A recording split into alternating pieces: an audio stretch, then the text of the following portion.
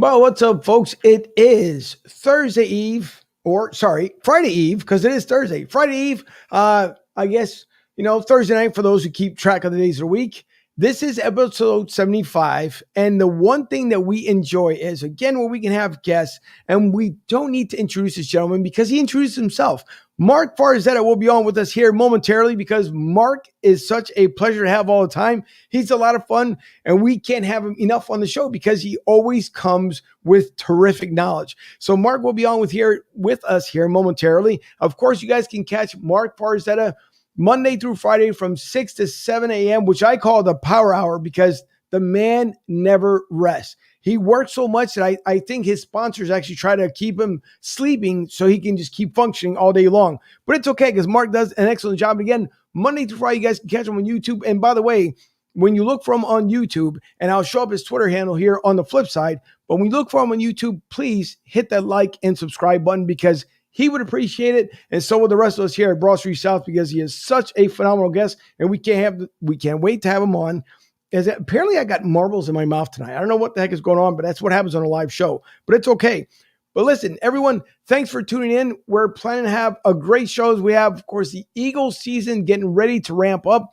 It is absolutely fantastic to talk football tonight. We know that next Sunday, the not home opener, of course, the away opener will be in Atlanta. And then in 2 weeks, they'll be home against San Fran, if I do remember that correctly. But again, it'll be a fun night tonight with Marc Farzetta. Of course, the rest of the gang will be on.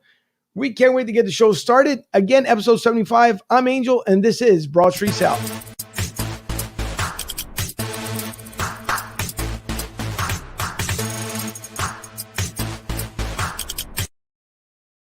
Now, normally, of course, I like to flip it around when it comes to The Godfather. So I don't know if we do the slow row intro or do we just do the regular drum line. How about we just do the regular drum line here for The Godfather?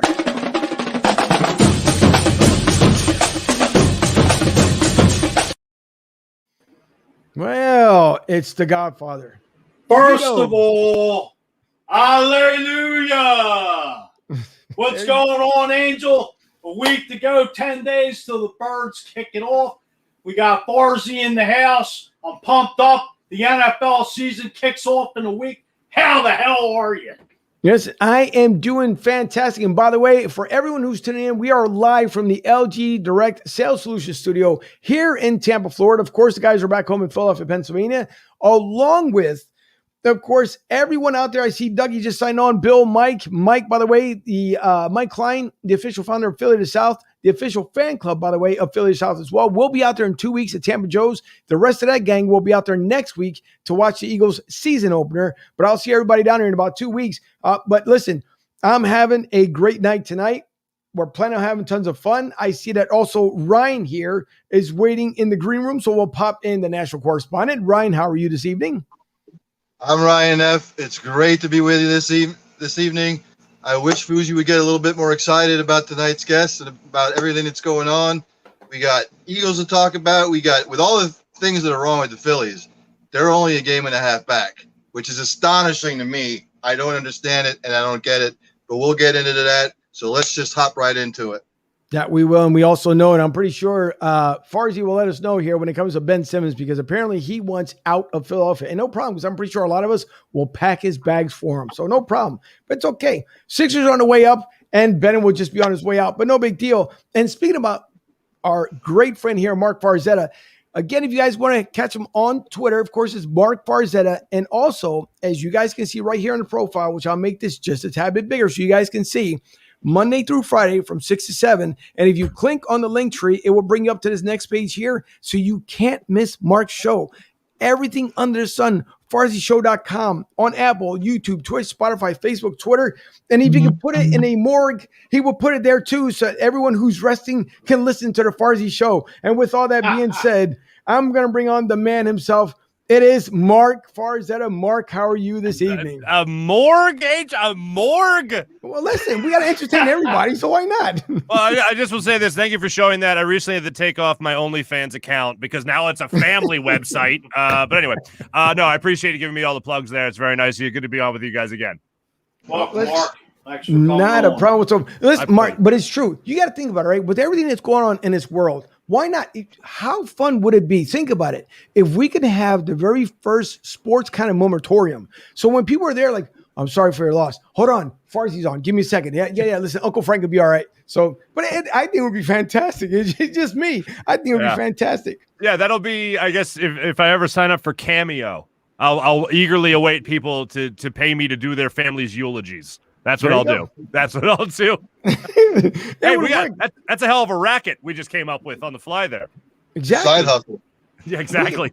Let's get that going. I will tell you two things that I see Kevin, our contributor here, standing by in the green room. But I will tell you this much. There's two things down here, Mark, that's famous in Florida. One is if you own an auto body shop, you will never miss out with a car. And number two, if you own a morgue, it's great because the people who's getting their car fixed, unfortunately, they won't make it either. So therefore, it's a 2-for-1 deal, and it works out just fine. Yeah. Now I have a retirement plan, Angel. Thank you. Well, you're welcome. No problem. And before we get the show underway, we're going to be adding here Kevin Towns from, first of all, Retro Sports Talk with my media partner from Media Goose's Pond. We have Kevin Towns that I'm bringing up here right now on the window. And Kevin, how are you this evening? What's going on, fellas? How's the world treating you guys? It's football season. Hell yeah. Let's get it started. Let's get it popping. And for all you NFL fans here, let's not get it twisted. Hey, let me put it up for y'all right now. There you go. Here we go. There you go. That's all we need to see. That's all we need to see. Wait, listen, so Mark, I guess we'll start before we get into Eagles talk. Ben, right? We're back to Ben Simmons again. Ben is becoming like the Allen Iverson of practice. We're talking about practice. No, now we're talking about Ben Simmons. So Ben once again decides, and I think we all kind of knew this. As you can see, he decided to make his house out there in California. I'm wondering if it was Kardashian related, just saying. But he made his house out there in California. And who knows? He probably wants to be a Laker. He may want to be a Clipper. Who knows? He may want to play someone on the East Coast. But Ben, once again, after Doc Rivers saying that he didn't want to be traded, he was going to be off the market, he was going to work with Ben Simmons. Here we are again with Ben Simmons, but this time it's Ben saying he doesn't want to come back. So what is the latest and the greatest when it comes down to Ben Simmons? Well, there's only the latest and unfortunately not much greatest when it comes to him right now. He doesn't want to be in Philadelphia. He doesn't want to be held accountable by his coaches, by the fan base, by his teammates, because those three parties all tried to hold him accountable. And it's unfortunate Ben Simmons didn't want to hold himself accountable. Doc Rivers comes out and says after the game, as it was highlighted in the Keith Pompey story, who was, by the way, just because people are forgetting this all of a sudden, Keith came out with a story locally that was reported nationally a month ago. So Keith basically confirms the story and gives it a little bit more credibility because he is a journalist. The story that Kendrick Perkins put out on ESPN a month ago saying that Ben Simmons was thinking about not reporting. He's willing to hold out if he's not traded this offseason.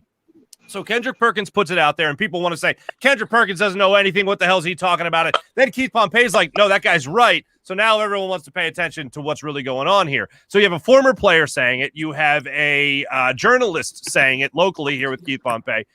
So the writing's on the wall that he wants to get out of here. Now it's all but official. How did this change from at the start of the offseason, after they lost to the Hawks in Game 7? How did this change from the narrative being, no, Ben doesn't want to be traded? You had Rock. You had his party, his camp meet with the Sixers. They said they don't want to be traded. They want to work together on establishing an offseason workout for Ben Simmons. Then it comes out that Ben isn't keeping in contact with members of the front office. It's even being leaked that he's not talking to certain teammates, and Tyrese Maxey is certainly talking to him. He's a member of Clutch Sports as well. So to me, when you look at the latest is going to be the latest for a long time here. Ben wants out. His days as a 76er are over. Prior to this story being confirmed by Keith Pompey, I wanted Ben Simmons back. I was going to welcome him back to Philadelphia with open arms, just on the chance he would come back as a better basketball player, a north of 70% free throw shooter, and a guy that wouldn't cower in the playoffs, and a guy that at least had a mid-range game. Now, I don't think we're ever going to see it, because now that he wants to quit on his teammates, quit on his coach, quit on this city, and go somewhere else where he won't be held nearly as accountable.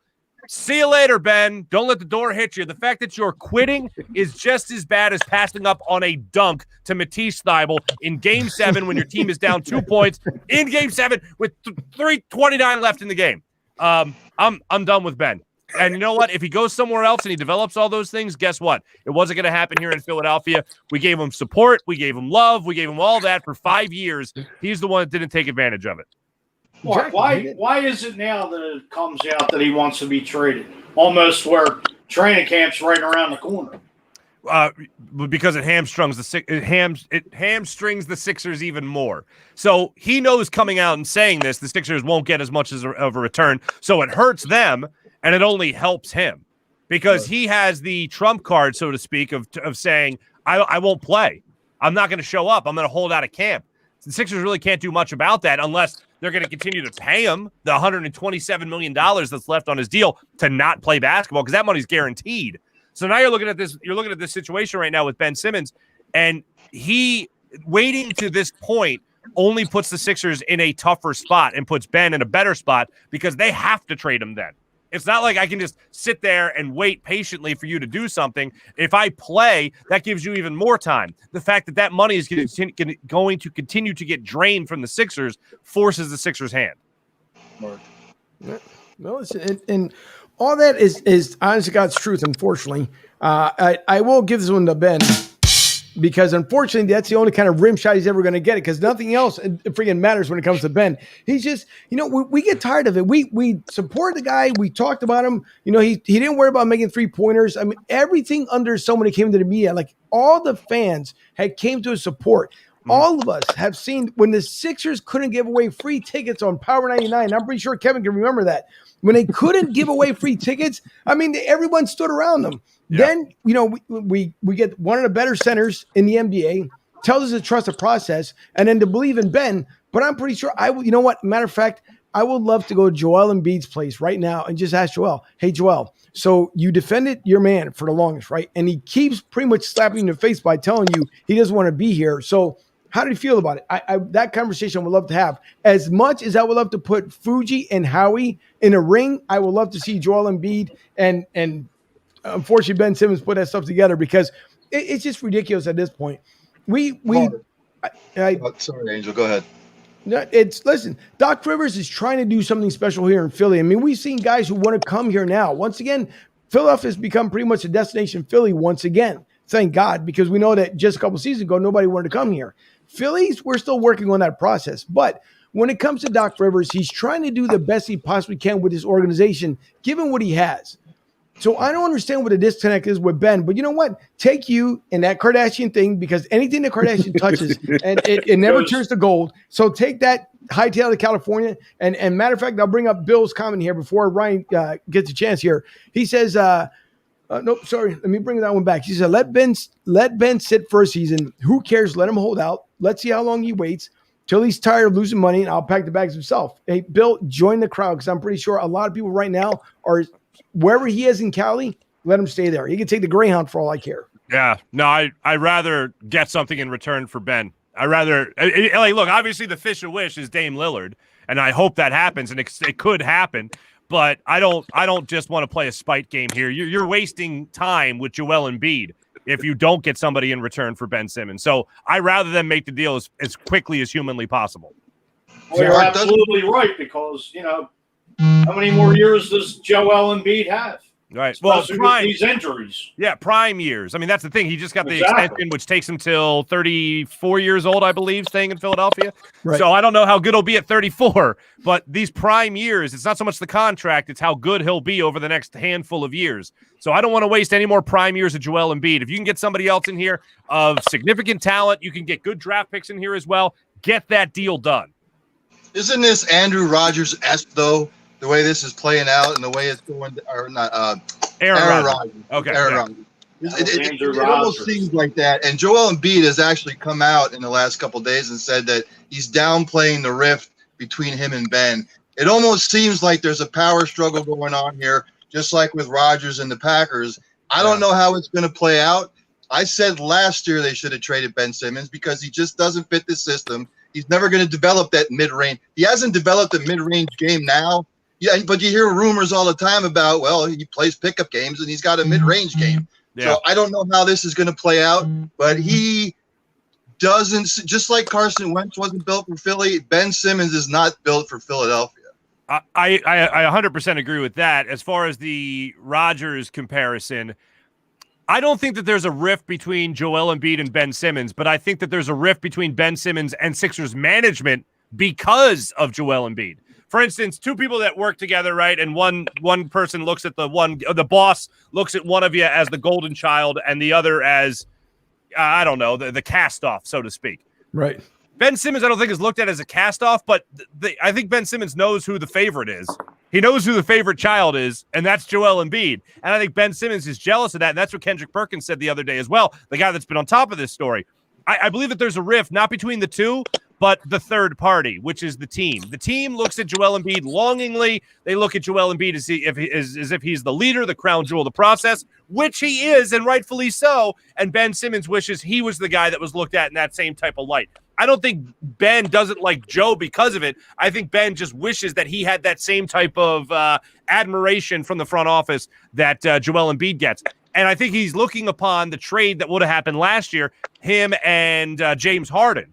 I think he really holds a grudge against the front office for wanting to trade him for James Harden, and that deal ended up not happening. So that's where I think the problem really lies, not necessarily between the two players, but more so between the player himself and the front office. See, that's what I'm talking about. You guys, Mark, you're cooking like fish grease right now, brother, because you know what the heck you're talking about. That is what I'm talking about. Let me fill you guys in on something that's going on in Philadelphia right now. There's an assistant coach on the Philadelphia 76ers staff. His name is Sam Cassell. Sam Cassell is the one that cusses Ben Simmons out all the time. Tells him, listen, if you don't want to be here, take your SHIT or whatever and go. Sam Cassell is telling you, listen, I made more money than you. My girlfriends are better than you. Better looking than yours. I don't care if you're with the Kardashians. He's been cussed out Ben Simmons, and he's been cussed out Joel Embiid. Now, Mark, I know that you know this, brother.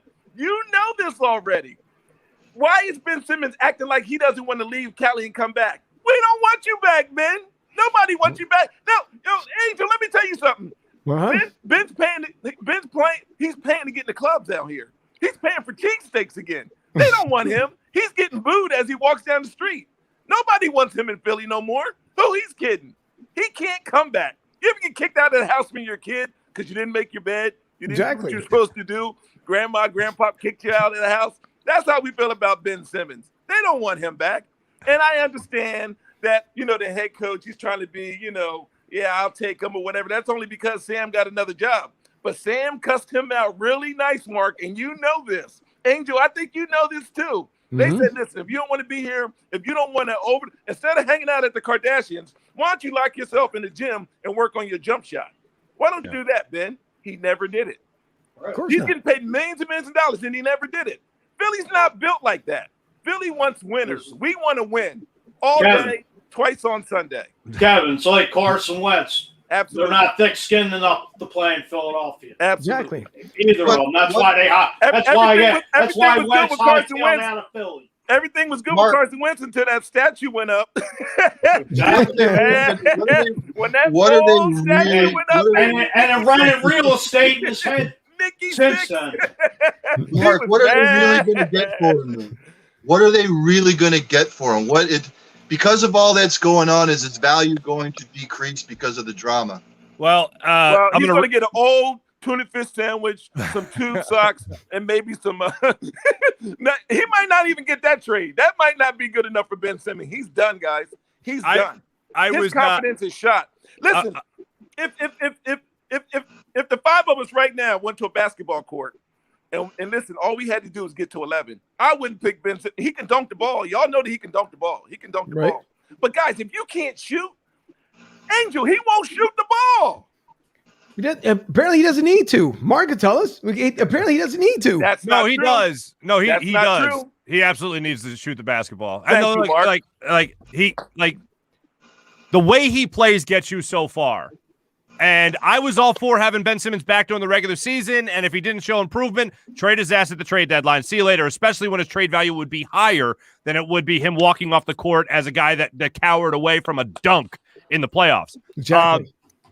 But he plays this way because he could get away with it during the regular season. In the playoffs, this is a guy that disappears. And you can even go back to the 1-point game he had against the Celtics, 3 years ago now. That's inexcusable. And to talk about a guy not improving upon that offensive skill set in those 3 years in the playoffs is ridiculous. Well, how many times are you going to keep making videos every summer of taking jump shots and layups when you can't even do it in the game or here's step up in the playoffs? Here's what I like to say. It shouldn't be breaking news that an athlete is working out. It should be breaking news that I'm working out because, like, I never work out. Like, that's more news breaking. But as far as what you can get back for Ben Simmons, I would love to fish the wish and get Dame Lillard. I'd love to get that perennial all-star marquee scorer. What I actually think is going to happen now, unfortunately, is I think you're going to get a CJ McCollum. I think you're going to get and this isn't what I'm rooting for, but this is what I think you're eventually going to get. Malcolm Brogdon type of guy. And I don't want any of those guys. I mean, CJ McCollum, like, we can have a conversation, but I want somebody who's going to come in here and challenge Joel Embiid to be the leading scorer of this basketball team. Tobias Harris isn't doing that. Malcolm Brogdon isn't doing that. CJ McCollum, even in this offense, is not doing that. Like, I need someone in here that's a perennial all-star, someone that's going to challenge Joel Embiid for being the 28 to 30-point scorer per night that you need in this offense. Because, look, if you don't have Ben Simmons, let's acknowledge something here. Your defense is not going to be nearly as good as what it would be with Ben. So what do you need? You need the counterpoint to that. You need someone that's going to bring that same type of prowess, but on the offensive end, to this offense. If that's what you're going to lose defensively, you better double down offensively. So that's what the Sixers and Daryl Morey needs to do. And on top of that, you want to talk about pressure? On top of that, the pressure goes into this.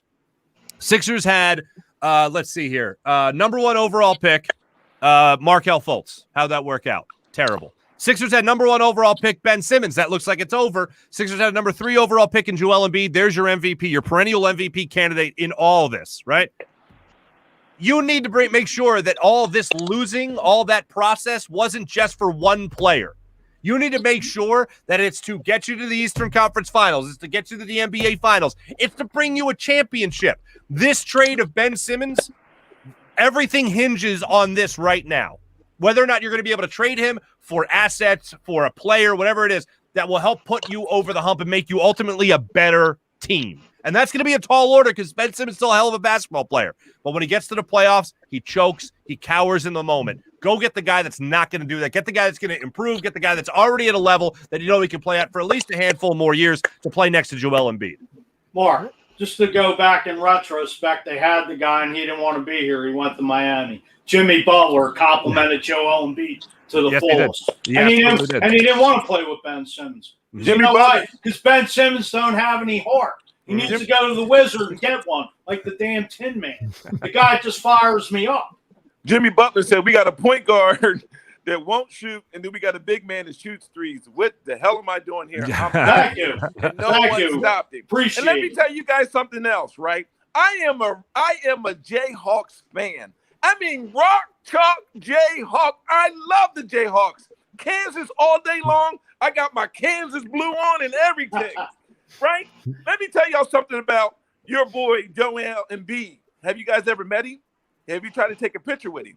Go up to Joel Embiid with your kid or your grandkid and say, "Hey, Joel, you're the best thing that ever happened to Philly. Take a picture with my kid or my grandkid." He's an ass, guys. He's a hell of a basketball player, but he's an ass. Really? That's I've had a good interaction with him, and it wasn't in a work setting. That's unfortunate. I mean, I'm not really I'm in the media. You don't really ask for pictures, but the only reason why I brought up that, Mark, is the fact that he has trouble communicating. He has a communication problem. He leaves a lot of stuff in. He doesn't communicate. You can't tell me the two guys that are multimillionaires that can't sit in the locker room and figure this one out. That's sad. You guys those two make all the money in the world. You guys take all the shots in the world. You guys couldn't sit in the room and figure this one out. Well, how do you mean? I figure what, like getting Ben Simmons to improve? Just to work out. Yo, Ben, shoot the ball, bro. Shoot the ball. I don't care if you miss it. I'll get the rebound. Shoot the ball. Here's what I always like to tell people. It's unfortunate, but they're not that different than you and I. The money is amazing, and yeah, I don't make that money. I don't think any of us do combined on this, not for nothing. But that's different. The money's different. But in terms of the workplace and the work environment, we all know that one person in the office, or have worked with that one person in the office that you have told a million times, dude, put a cover letter on your report, whatever. And they never put a goddamn cover letter on the report. Exactly. You can call them out. You can tell the boss can tell them. And guess what's going to happen eventually? They're not going to be there anymore. So you choose the employee that you like. It's Joel Embiid in this case. And you get rid of the guy that won't put a cover on his TPS reports. And that's Ben Simmons. You're Mark, right. Would you sum up Ben Simmons in Philadelphia as I don't want to be Robin to Batman? I think that's part of it, but it's like I don't even know if he wants to be a superhero. Like again, I know Robin and Batman. I know it was just one rich guy and his younger friend. But I don't think he even wants to be that superhero. It's the craziest thing in the world. The guy's got superhuman ability. Like he came into the league, like an eyelash away from being an all-star? Preach, Mark, preach. He came into the league right now as a guy that was a great defender, a great facilitator. He still is great defender, great facilitator. He was this close to being an all-star from the moment he was drafted. He had the shortest ceiling and the highest floor. He couldn't break through that ceiling. Like, to me, that's just inexcusable. You're talking about a mid-range game here. You're talking about a basketball player who does not shoot a basketball, and he still got MVP votes. How the hell do you accept being that close to being an all-time great? And you choose. It's not that he can't do it. We know he can do it. We've seen him do it. You choose not to shoot the basketball. Right. What the hell is that? And we're not even talking about threes, fellas. He was scared to go to the foul line. Mid-range. He was scared to go to the foul line. Why won't he shoot? Well, we saw it during the playoffs. We saw where he didn't want to take an easy layup. He doesn't want to get criticized. That's why he doesn't shoot. He doesn't want to take. He doesn't want to take the criticism. He doesn't want to be accountable. That's why he passed up that dunk, because he didn't want to bear the brunt of the burden. That's why. Yeah, but you have to listen. You have to, as an NBA player, you're getting paid millions. You understand? Just like Mark said, listen, we do this for free and we have fun with it. Yeah. Will we lug someone like, I don't know, Hurts come up to the house and say, listen, the Brinks truck's coming up. You guys are getting $1 million each. Listen, Mark and I and the rest of us, we can retire and do this forever. It would be a great thing. But as an NBA player, you know what's expected. You saw in the playoffs last year, basically, they were an easy out last year. This year, we're thinking with Doc Rivers, okay, it's going to be a lot better. Then you get Mark. Mark reminded me, or not Mark, sorry, Ben Simmons reminded me of Cole Hamels when we went in 2009 against the Yankees to win back-to-back World Series, and Cole Hamels was more worried about playing golf instead of chasing another ring, because Lord knows the next time we'll see the Phillies win another World Series. It's the same thing. Cole Hamels gave up, so Ben figured, you know what, screw it, I don't need this. He must have already made up his mind. I don't know, when basically people were telling him that he couldn't shoot a three, he shot 1-3, and he thought he was magic. It was like, all right, you guys shut up. Seriously? Because you made 1-3? Most of our grandmothers can make a three sitting from their wheelchairs or get along from their, the beautiful couch they like to sit on. So for you to turn around and say, well, I don't have to do the things I want to do, or at least what Philly wants me to do, I'm going to do what Ben wants to do. And that's fine, because you can stay home. You can stay in California. You can stay with your Kardashian. Thank God it's a family-friendly show, because I could say something else about the Kardashians, but I'm not, just to keep it instant. But it's just ridiculous that you don't come here with any heart, any ambition, anything whatsoever, and then you expect to just to walk away like, right, whatever, I'm the best thing since sliced bread being down there. Jimmy called him out on it, and Jimmy was right. And being down in Miami, I'm pretty sure he's probably telling everybody back in Philly, this is why I'm not around with that team, because there was no heart in there. Kind of remind, who was the Lakers clown that we had in here just a few years ago? They came in here, basically went bowling on him. Exactly. Another bum. Came in here, collected his paycheck, went bowling and everything else, and thanks to all the fans, he got paid. So you know what, Ben? You can take you and yourself, stay out in Cali, because no one cares. No one cares. And I'll just, I'll tone it down just a little bit, because I'll get too much fired up when it comes down to it. We love it when you get fired up, though, Angel. Well, not from the Little Sisters of the Pork and hit a jump shot, for God's sake. There are just some on them. They can take it. They can handle it. And there's other athletes, they don't want to have anything to do with it.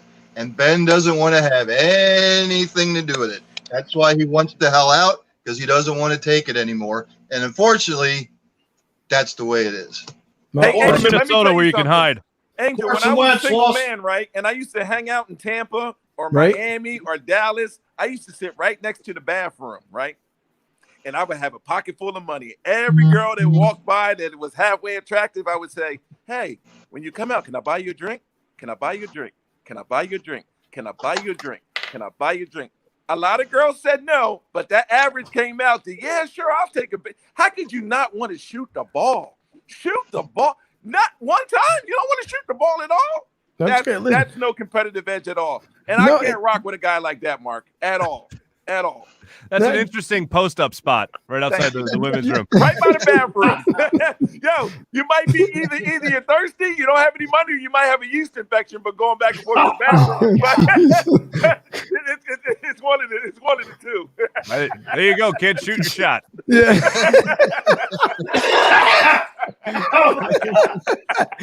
Good Lord. That one deserved a rim shot there. But listen, in one hand, he had a handful of cash. The other hand, he had cranberry juice. Exactly. What was in that cranberry juice? Guys, I was just trying to get Angel to try to laugh because he was a little fired up right there. So I just tried to go and take it. Listen, that's good. That's going to run the highlight reel. Just let everybody know right now. Come tomorrow, that's going to be the highlight reel. So it'll be pinned at the very top. Just let everybody know. But listen, if Ben Simmons had a walkaway song from Philly, he can walk away to that for all I care, because no one at this point really cares about Ben. But I'll bring up the two comments here about Bill before we really get down to business here. Bill says, Mark, we saw when Ben played the Utah game, he put up 42 on the board. So it doesn't appear to him and the team there's a rift or jealousy. So then he follows it up with, correct me if he's wrong, we've never seen a basketball player not wanting to shoot the ball ever, right? Ben is the first one. Wait a minute. Ben is the first. How does the team want to trade for him? I'm a little lost. Let me see that first comment again. I think there might be a typo in the second one. Mark, we saw Ben play the Utah game, 42 points. So it doesn't appear him and the team is a rift or jealousy. That's one game, and I don't think Joel Embiid played in that game against Utah. So I mean, I think that's just a bad example. We know what he can do on a basketball court. See, that was aggressive Ben Simmons that played in that game that dropped 42 points. So I don't really understand. I don't see a correlation between the two. Right. All right. He's not aggressive enough. He's never aggressive enough. Well, and if he wouldn't be aggressive enough, look, Mark, I've always said that Joel obviously should be the center and Ben should be a straight up power forward. Let him use that body. Let him use his moves. Let him use his aggressiveness. Keep him away from the perimeter. Don't use him in that fashion. I always thought that the coaching staff and management, they just screwed that all up. I thought they used him they didn't utilize what he does well, and that's post up, because he can't shoot the damn ball, obviously. Yeah, but that's like I've heard that argument before, and I wanted to experiment with that as well. I know Brett Brown did it for a time before Ben Simmons got hurt in the bubble a year ago. But if you play in the post, you're going to get fouled, which means you're going to go to the line. If you have him at the perimeter, it's really the only time you can use him offensively if he's not driving to the basket, because then he can at least be the facilitator of the offense. If he's playing down low, like he did in those instances with Brett Brown, or like he did in instances where Tobias Harris ran point for a little bit, or Tyrese Maxey ran point for a little bit, Ben would go to the court. He reminded me of Evan freaking Turner. He would go to the corner and just stand there and disappear. So when it came offensively, he either had to bring the ball up in transition and try to attack the basket, or he tried to bring the ball up and just facilitate and then disappear. But really, the only way he would get involved in the offense is if the ball started out in his hands. It's unfortunate and it sucks, which is all part of what we're talking about here, why he needs to improve. But I think that's why they didn't eventually commit to him as the number 4. Yeah, listen, I cannot not disagree there. But you know what, Mark, we'll have another night. This Sixers talk, we can go on forever. We can also go around the NBA too, because some people, like I said, I know some people like to say that LeBron is the greatest of all time. But we'll get into it, and it's because we had a conversation with, matter of fact, with Kevin here and Goose on Sunday about the greatest of all time. As far as LeBron, we're going to have a conversation before the NBA season starts. We're going to rehash this all over again, because there is a lot to talk about between the Sixers, the Lakers. I mean, right now, obviously, the Milwaukee Bucks being defending champions, and the Greek Freak decided who probably one of the guys that we've seen in a very long time that actually wants to stay with their organization and watch him win, if possible, multiple ones. He didn't come on like LeBron, where LeBron's like, we don't win 1, we're going to win 2, we're going to win 3. The Greek Freak stayed quiet. He was humble, did the job he had to do, and he's hoping that Milwaukee come back again, come next season, build around the team, and then do it again. So whatever Milwaukee's doing, they're doing it right. Thanks to the Greek Freak for winning the NBA championship over there with Milwaukee. But at least, like, be humble. That's the one thing that Ben apparently can't do in Philly. I don't know what it is that he can't do it, but we'll come back to this conversation because it's ridiculous. But it's okay because we're planning on, of course. Let's get down to business. And that's what, when it comes down to the Eagles, once again, here we are. It's the 2021 season. And I'm pretty sure, because everybody wants to start the chant here, 2021, the expectation for Nick Sirianni, Mark, I think no one expected for him to be hired here in Philly. The same way I've said it before on another show, that I don't think even Nick knew that it was coming. But we heard from the Colts organization is that Nick is diehard as far as he's been football all his life. Growing up, his dad, his family, so he's always been surrounded by nothing but football events in his life. I guess to put it in the best perspective. But now he's here in Philly. I know the expectations are, and I know Bill's going to call me out on this because he put a comment out there earlier, which I said they'll end up winning 10 games. Of course, it's a far stretch, but you know what? Things can happen. I think Nick, with what he has, his new coaches, with this team the way it's structured right now, it finally took him until yesterday to name Jalen Hurts the starting quarterback. The expectations for Nick Sirianni, is it going to be too high for him? Meaning that, Matt Nagy, when he came from the CFL, obviously he took the Bears almost to the promised land. He came up short, obviously, against the Eagles with a double doink, but he came out firing from the CFL. Nick Sirianni, the expectations, before we even get into the rest of the Eagles talk, what do you believe are the expectations with Nick and the Eagles this season? I think the expectation is to compete for the NFC East. I mean, that's my expectation. It really depends on health, as it does for everybody, no doubt about it. But, I mean, we have an unknown in Jalen Hurts at the quarterback position. I expect them to at least give you those meaningful games in December. We talk about it all the time with a team like the Phillies. Give us meaningful games like they are right now in September. Same type of thing in December and January now with week 18 in the NFL schedule, 17 games.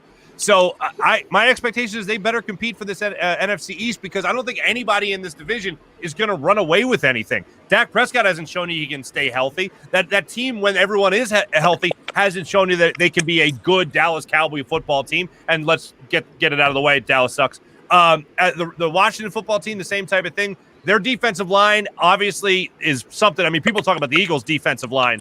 Washington's defensive line is something to really be aware of. And then you also look at a team like the Giants, and it's an unknown under Joe Judge. Daniel Jones can't play consistently enough. So I think the Eagles are right there as far as competing to win this division. Maybe they'll compete for a wild card, but I see this NFC East just not being that good. It really comes down to Nick Sirianni, how he's going to call plays during the regular season, how he's going to handle adversity. Because when you're Mr. Positive, how are you going to handle adversity? I thought it was a great thing during training camp when in the first 20 minutes or so of practice, he shut it down. He said, nope, all right, hold on, stop. Everyone bring it in, brought it in, and said, right now we're not having a good practice. This stops right now. Take a minute, realize today's not our day, and let's bounce back and finish this strong. That's a good way to handle a bad day at training camp, especially for a rookie head coach, to try to rein everything in the early goings of practice. So I thought that was a great sign. I look forward to seeing what type of play caller is, what type of game plan he can put together, and see if he really does this. Because I think a lot of coaches say this, but not a lot of coaches do it. A lot of coaches say, it's not about me, it's not about my scheme, it's about the talent that I have around me. Great coaches coach to what they have. They don't try to square peg, round hole talent into their system. We'll see if that's the case. If he does that, I think Jalen Hurts is going to have himself a really good year. I think Jalen Hurts, with the weapons of Miles Sanders, the young kid, Kenny Gainwell, 2 tight ends that can play at a Pro Bowl level in Zach Ertz and Dallas Goedert, and then 3 young wide receivers that are speedsters, Quez Watkins, Jalen Reagor, and Devontae Smith, who I think can get open on any route. Those are weapons right there offensively. You give them a quarterback that doesn't have as bad a year like Carson Wentz had last year behind a healthy offensive line, they are going to make noise this year. Now, look, I don't want to get ahead of myself. I see this team winning around 8 wins, 9 wins this season. In this type of year, that might be good enough to at least give you those meaningful games in December. But if Jalen Hurts is a little bit better than I'm expecting him to be, you can start talking about a 10, 11, 12-win season for this Eagles football team.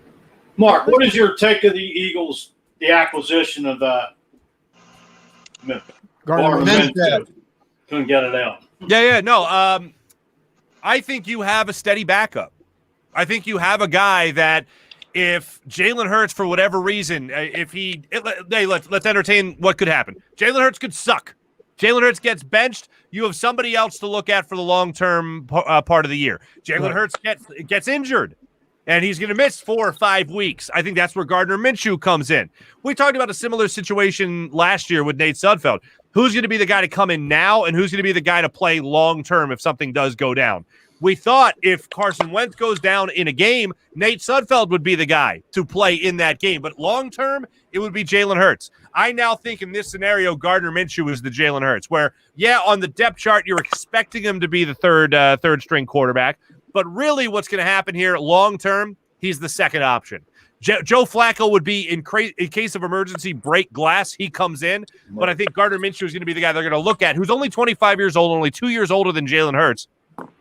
Has plenty of NFL experience. Well, it's 2 years of NFL experience, which is good enough to take the starter reins. I think he'll be the guy to come off the bench and be the guy to take over for Hurts.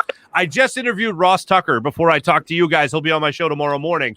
Ross thought the same thing in terms of it's not going to be a short leash. It's not like they're looking at Jalen Hurts saying, you better play well in the first 3 games or you're benched. I don't think they're looking at it like that. I agree with Ross on that point. I think it's going to be a matter of really a long-term thing where if he gets hurt or it doesn't work out through the first 5-6 weeks of the season, that's where you'll see Gardner Minshew start to threaten becoming the starter of this football team. Well, some news came out earlier today that Howie Roseman went to Jalen Hurts and said they were going to acquire Gardner Minshew just to make him feel comfortable with it. Oh, yeah. Howie was fine. Yeah. Howie mentioned that during the press conference, Nick Sirianni, I believe it was 2 days ago. And that's how you got to handle it. I mean, again, they're not that different than us. You know what I mean? Right. Like if somebody's coming in the same position of like you in your job, it's nice if the boss goes, and by the way, just so you know, this is what's going to happen. It's nice to have that heads up. Of course. Common courtesy. Yeah, go ahead. Mark, I was just going to say, one problem I had with the Eagles last year is I didn't think they ran the ball enough because, like I told these guys, if you go back and take a look at the stats, the first half of the damn season last year, the Eagles averaged like 5.4 yards per carry with Miles Sanders in the backfield, and they didn't run the ball in the second half. Do you think, knowing that Hurts is going to go through a full season, that Sirianni is going to make it a point to run the damn ball? Well, no. To answer your question, I want him to. You and I are on the same page, but you and I, unfortunately, aren't putting plays in the playbook for Nick Sirianni. Here's why I don't think so. The Eagles just have never been that team. The offensive line has to stay healthy for that to happen. And on top of that, usually whenever you ask a coach about the run game and he responds by talking about the screen game, you kind of know the direction they're going to go. They've talked about many times how they're going to get back to reincorporating the screen game, similar to what we've seen under Brian Westbrook, right? Let's hope that happens. But you read about that. You watch press conferences with Nick Sirianni, watch press conferences with Miles Sanders, and Miles Sanders is even saying, oh, yeah, we're going to be using it a lot more as far as the scheme that we're going to use to use screens and all that stuff. And you get excited. And then you start seeing Miles Sanders drop everything thrown his way at practice. And, like, that's just, like, come on. So when they start talking about screen, when you're asking about run game, that kind of lets you know that they're not going to really rely on the run. And let's face it, where are we at in the NFL right now? We're in the most pass-happy league there. Like, Joe Flacco has passed Joe Montana in, like, passing yards. How the hell does that make any damn sense? Well, it makes sense because the rules change. It's the way the game's played nowadays, and that just sucks. Like, I wish there was more of a healthy balance. I wish there was more of a ground and pound type of style of play, but we're just not going that way. It's all about the air in the NFL right now. It's all about being pass-happy. So that's just the trend right now. And with Gainwell, with Boston Scott, with Miles Sanders, if he can catch a damn football, I think you're going to have guys catch the ball in the backfield, run out of the backfield on wheel routes, and be able to get you a lot of positive yards in that way. And let's not forget, one of the things that makes Jason Kelce so damn special is his ability to get out there on a screen and just clear a path for a running back. I'm hoping we see that type of play again from this Eagles offense. Like I said earlier, similar to what we saw with Brian Westbrook, where that was such a great weapon to have. Well, as you're mentioning Kenny Gainwell, I think he's that player. I mean, he's a hell of a player at Memphis. Yeah. You know, screen game, just like you said, Brian Westbrook. Mm-hmm. Just dump it off. Mm-hmm. You know, let the O-line mix it up and bang heads down the field like they did during that Andy Reid era. Yeah. Making those blocks. That was a great era as far as the spring game went. Here's a question for you, Mark. Does the Eagles have enough depth on this team? That's my question. I don't think they do. At running back, certainly not. at quarterback, Now, yes. what position, though, would you say they got the most depth? Oh, offensive line. I mean, there's two things Howie has been most consistent about, and that's offensive line and quarterbacks. There's no question about it. I mean, they're just stacked defense. Offensive line, they got a lot of talent to go around. I'm not the biggest Andre Dillard fan in the world, but But here's the thing. I'm not making excuses for the guy, but I'm trying to be real about it. The guy's a left tackle. Putting him at the right tackle position against the Seahawks was malpractice. Like, how do you do that as an organization? Like, I understand you want to test him, see what he could do, but you should kind of get a vibe for the personality and mentality of a player already, and he was not suited to play right tackle. If he just plays one position, get his feet wet in that situation, then let him do it. And I think he'll be a better backup left tackle than some people are willing to give him credit for. I think a guy like Landon Dickerson, when he's healthy enough to actually step foot on the football field, I think he'll give you a lot of good snaps on this football team. I think when you look over throughout the offensive line, they invested heavily in backups for that position, and that's why you're only looking at positions of 3 running backs. That's why you're looking at a situation where you're looking at the defensive line, seeing how stacked they are, is another very deep part of the roster, defensive line. Linebacker is very, very shallow as far as the depth goes there. Howie values offensive line, quarterbacks, and defensive line in that order. That's why you're seeing even a guy like J.J. Arcega-Whiteside make the team simply because of the fact that he plays special teams. He's not going to get a lot of snaps as a wide receiver, but he's going to get a lot of snaps as a special teamer. Your wide receivers on this team are going to be Devontae Smith. They're going to be the guys I mentioned earlier, Jalen Reagor and Quez Watkins. Here's a blunt question to ask you. Who's calling the shots, Nick Sirianni or Howie Roseman about the roster? Oh, that's easy. Yeah, Howie Roseman. Yeah, Howie Roseman. Buddy. That's Fuji's buddy. They have dinner together every other that's Friday. Adorable. That's nice. Did Howie order your food for you, or were you allowed to pick your own course? Spoon-fed. How you want it? You need something? How's You that taste? don't want me to go How's off on that taste, that, Nick? You like that special sauce? Is there any way you could get a hold of him in the front office and get him on a show? Howie? Yeah, do you have any connection to that? Howie. I really want to debate this guy. Howie does one show. No, Howie does one show. Yeah. Yeah, we those two in a room together. Ben Simmons to hit a jump shot before we got Howie on the show. I'd love to just debate him for hours on end. Just to make him look like the fool that he is. I'd love to see Howie Roseman and Ben Simmons have a free throw contest. Just see how it would work out. I bet you Howie would win. Howie would probably win. He probably would. That's all right, though. Bill, by the way, I asked a question. You said, why are the Birds only carrying three backs on the roster this year? Doesn't make any sense. Yeah, no, again, it goes to the depth of the defensive line and offensive line and quarterback. I mean, I think all 3 guys, all 3 quarterbacks are probably going to be active on game day, which is just insane. But yeah, that's why. It's. I was surprised they let Holyfield go. I was surprised they let Jordan Howard go. I thought the whole reason they brought him back was to have that more veteran presence in the backfield. Having to pound the ball. I mean, you need that bruiser. Yeah, I don't agree with it, but that's the direction they went. They just like small backs like Corey Clement and Darren Sproles and so on. Yeah. Which ground and pound. 3rd down, pound it in. Mm-hmm. Well, it's another good question too here too, because then you had Travis Fulgham, which obviously was a lead receiver come last year, and then he gets cut, but he gets brought back on the practice squad. Practice squad, yeah. Yeah, so what in the world happened there? Because I thought he was apparently on cue to be one of the wide receivers, but apparently not. So apparently he sucks at practice. Like that's talking about practice. Yeah, not a game. Talking about practice, man. Yeah, unfortunately, Travis Fulgham. It just Jason Avant was talking about this the other day on Inside the Birds podcast, where Travis Fulgham just has a bad. He might be a bad attitude guy. Now for me. Yeah, for me, I'd rather go with the guy that's actually done something in the NFL as opposed to the guy I'm really hope makes it. But look, here's why I made it. Here's why J.J. Arcega-Whiteside made it. I'm not saying this is my reasoning. I'm telling you factually why he made it. He made it because he's a 2nd-round pick and he plays special teams. I think the Eagles need to go out and get a veteran receiver. I would love That's a just my veteran. take. I would love a veteran receiver. I would love a veteran running back.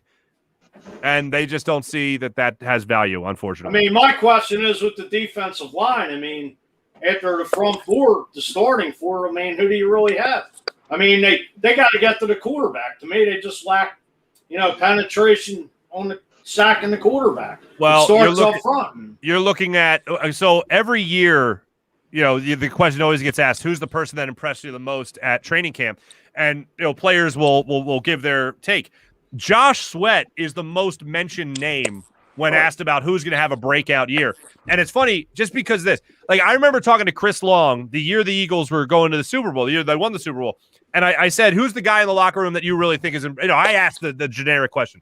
And he goes, Josh Sweat. Josh Sweat's the guy. When he's healthy, when he's fully back from his knee injury, watch out. So this could be the year that he finally does it. Who knows? But this could be the year he finally does it. But you got Josh Sweat, you got Brandon Graham, you got Ryan Kerrigan, you got Javon Hargrave, you got Fletcher Cox, Derek Barnett. Let's see if that's the breakout year for him finally. But no, they have depth there at that spot. They got a lot of people in the defensive line that are going to rotate in and out that I'm really looking forward to see. Milton Williams was the guy in the preseason that really impressed me. 6th-round pick, if I'm not mistaken. Right. And he can move his weight around. So I'm looking forward to seeing what the defensive line does. Well, as you said, Josh Sweat, I think he ought to be starting over Derek Barnett. Oh, I agree. He's hungry. Yeah, he just has that killer instinct. Again, 1st-round pick, though, versus what was Josh Sweat? 4th, I don't even know. 4th, maybe? I think so. Yeah. Maybe. Look who's behind the curtain, but I'm not going to get into that. We all know it's what it is, and let's not get me fired up. Switching gears here and we won't even talk about DCU because Ron Rivera, first of all, one thing is I will say Ron Rivera, thank God he beat cancer. That's a great thing. DCU, I don't expect much from them this year. I mean, I think they'll be just down there with the Giants. Not that, I would expect for the Eagles win a division, but hey, 4 wins, won a division last year, 5 wins. So anything can happen in the 17-game season. So DCU, you guys are cute and you're still trying to figure out who you guys are. I still think you're a university team. I guess they're trying to figure out what their next new team name is going to end up being. But I don't expect much from Ron Rivera's group this year. I would think, and I know a lot of people are trying to say that they would definitely win the division. Giants, I think, would have more of a win factor when it comes to the division. The Cowboys/Cowgirls, I think the same old when it comes to their head coach, which is Mike McCarthy. It's great to see that Dak finally got his pay, his due, like he should have. But I don't see the Cowboys improving anything any different. And of course, Jerry Jones takes every minute of every single day to make sure he comes on a radio show down there locally in Dallas and talks about how great they end up doing. And if anybody's watching us in Dallas, I hate to break the news to you, you guys are going to do the same thing like you've been doing for the past, 20 years. Nothing. Well, I'm just putting it out there. Dallas did take the number 1 pick with Micah Parsons, the best linebacker coming out. So, which he's a beast. I mean, I wouldn't mind him in our linebacking court. I mean, Dallas went heavy on defense. I'm picking the Giants to win the NFC East. If Daniel Jones can just not turn the ball over, there's no reason why the Giants shouldn't win the NFC East. No, that's true. And before I get into one other question, I want to get here together with Mark.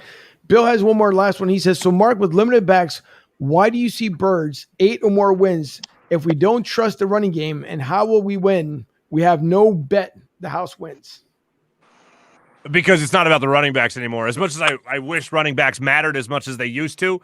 If these running backs stay healthy, which is every time you got to bring up that caveat, they're 3 really good running backs. And they're 3 running backs for the position that the Eagles want to use them for, which is the scheme the Eagles want to use them in. When it comes to screens, when it comes to bubble screens, it comes to wheel routes, Boston Scott, Kenny Gainwell, they can absolutely do that. Running the football, Miles Sanders can absolutely do that. This is not going to be a run-first football team. There is no run-first football team in the NFL. Even the teams that like Ezekiel Elliott even fizzled out. I know he had injuries, but last year, the year before that, it was not the guy that you would take as like the 3rd pick in your fantasy draft. It's not about running the football anymore. It's about running it enough where you can set up the deep ball. It's about running it enough where you can sell the play action. That's all it is now. Like running is just setting up decoys now, unfortunately. Right. It's all about running the screen. It's all about running the wheel routes. It's all about using that as part of your play action as opposed to actually trying to ground and pound, which is just not a thing anymore. So if you want to look at these 3 running backs and say they're light, you're absolutely right. We're used to 5 running backs on a roster. But when it comes to these guys, they want to go heavy wide receiver. They want to go heavy on their quarterbacks. They want to go heavy defensive line and offensive line. But when it comes to the actual running back, that's not something that they're putting a lot of value on right now, unfortunately. And they showed you that by getting rid of a veteran guy like Jordan Howard, for instance. Right. Yeah, and they want to run 12 personnel too. Exactly. That's a great point because you're talking about Dallas Goedert and Zach Ertz, who you're going to see on the field quite a bit. Right. And all true case here, but again, now we talk about Zeke and not one of my favorite characters in the world, but they come back and they say, oh, he looks as best as he ever did. He looks great. He looks this, he looks that. We saw the year that he decided to hold out, went to Mexico, decided to go over there, do his practicing or whatever else, got his money. And even that year they said, what? Oh yeah, he looks the best he's ever looked again. Sorry, but Zeke Elliott also not the answer when it comes to the Cowboys, at least what I believe. And I don't even know why in the world I'm talking about him so much, but because we go around the league around here. So to me, Zeke, again, not one of them answers down there. A good possibility, obviously, with being here in Tampa. Maybe Tom Brady wins another one here with the Bucs. And just saying, just throwing it out there. But if we stick over to the Texas side, Deshaun Watson still on the roster. But Deshaun Watson, Mark, may not be the starting QB this season because of all the allegations that he's had out there. Yeah. It's also been known that possibly a trade could be set up for the Miami Dolphins. Now, add to the mix that Cam Newton is also out of a job. That comes with a little controversy saying, oh, it wasn't because of the COVID thing, so on and so forth. If you are the GM for the Miami Dolphins and you know that Deshaun Watson may come with baggage, your 2 options for Tua, because apparently they still don't believe in Tua enough. Do you pick up Deshaun Watson plus baggage, or you believe that Cam Newton can come in there and learn this book within, I don't know, what's it take, about 2 to 3 weeks for the guys to get a little bit of the playbook in there? I know he wouldn't have a fair shot, obviously, because he got let go last week of the preseason and this week, obviously, by the Patriots. So do you gamble with Deshaun, or would you gamble with Cam Newton? I'm not gambling on Deshaun Watson at all. Like, I'm not getting near that. And I'm not even sniffing it. Like, even if I'm downwind, I'm going upwind. Why is that, Big Mark? Tell me why. Because 22 allegations. The NFL hasn't even talked to him yet.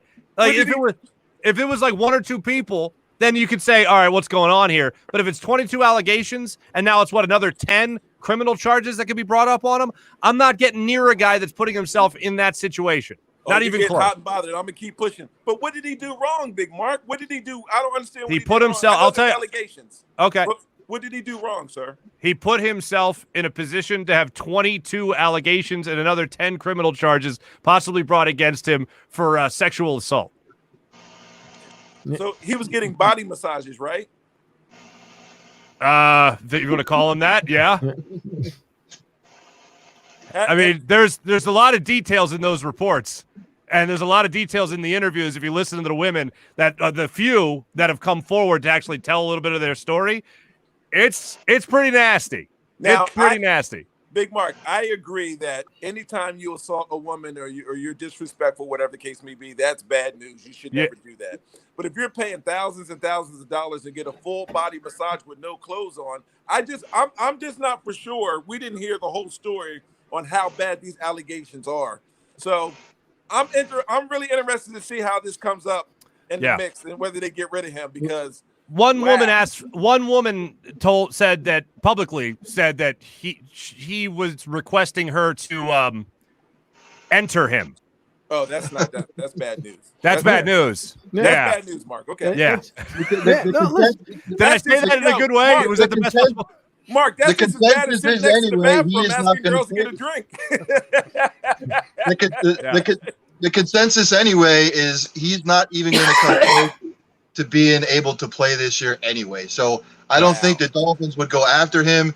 And as far as like Angel, you brought up Cam Newton. I said this before. I said it a couple of days ago.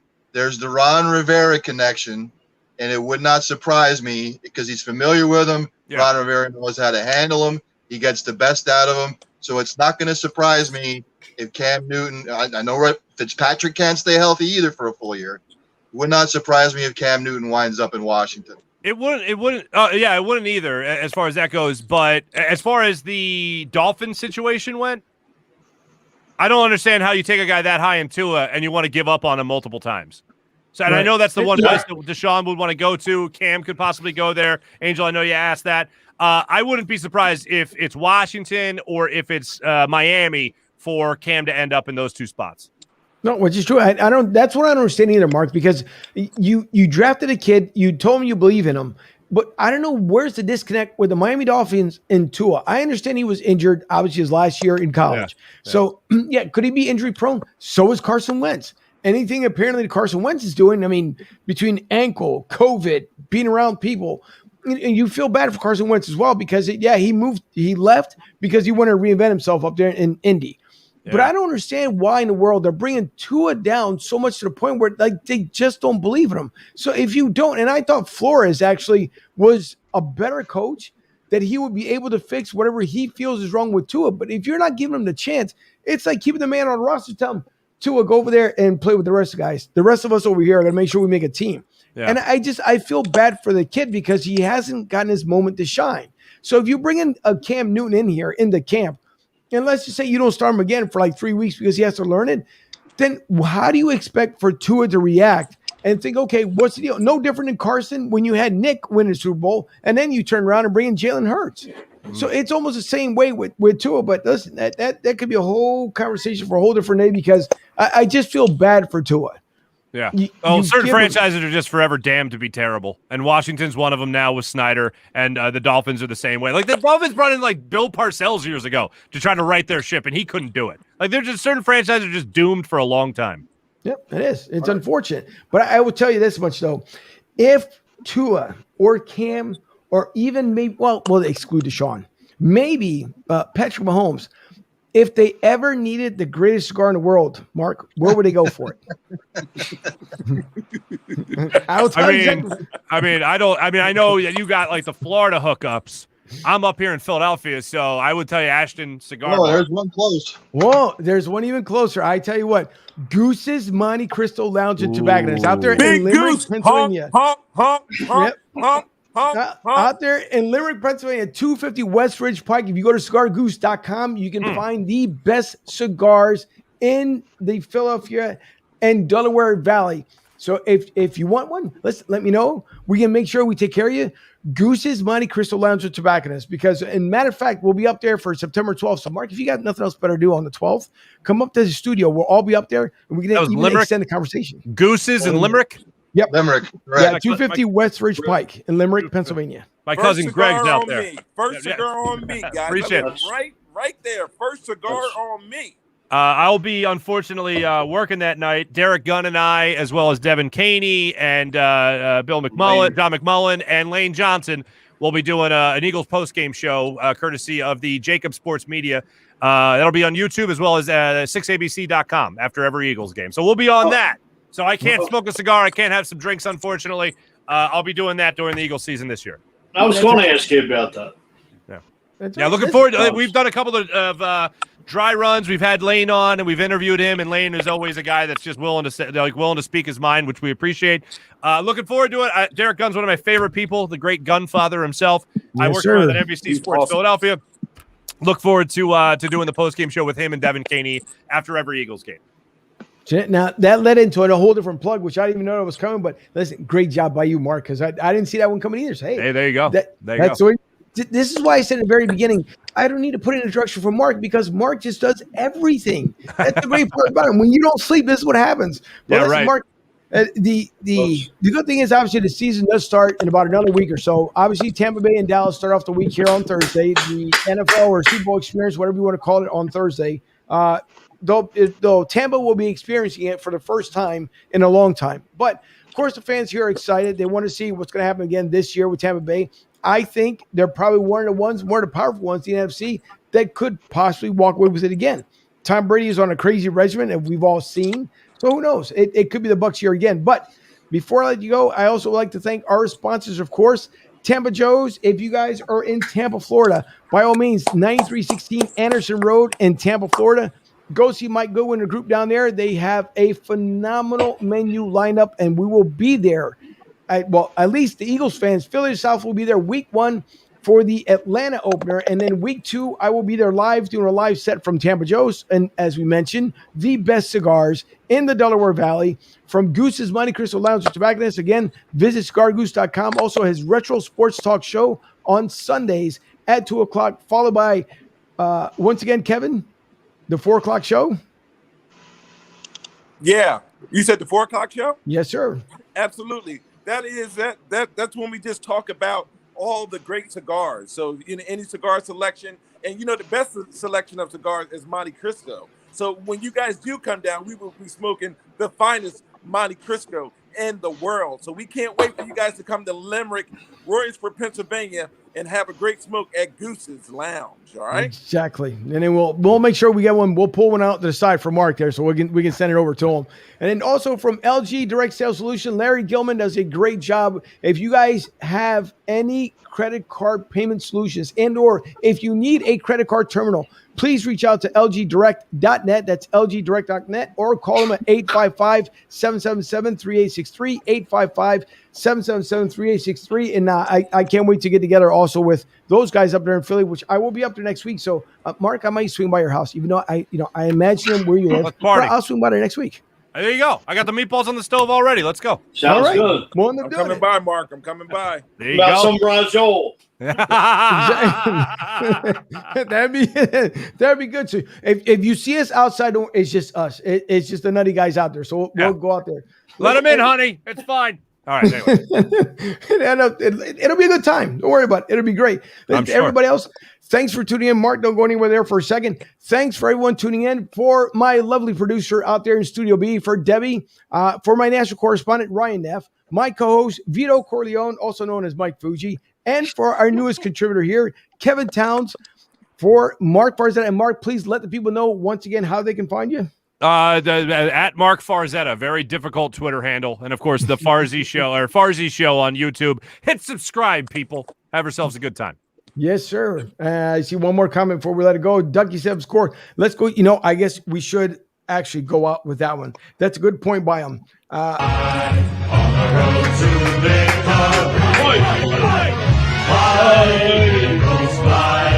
Score a touchdown. 1, 2, 1, 2.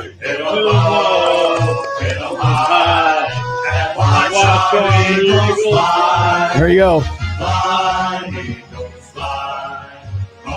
Road to Everybody with the chant. E-A-G-L-E-S-G-O. All right. And listen, everybody, thanks for tuning in. We will see you next Tuesday with Jordan Spector. It's going to be a great time also around the table coming up. And in 2 weeks, we will have Tarika from ESPN, also from the WNBA, September 14th. That's going to be so much fun in about 2 more weeks. Mark, once again, thank you for coming on with us tonight. Everyone else, my pleasure, have guys. a Thanks. great week, and we will see you next week.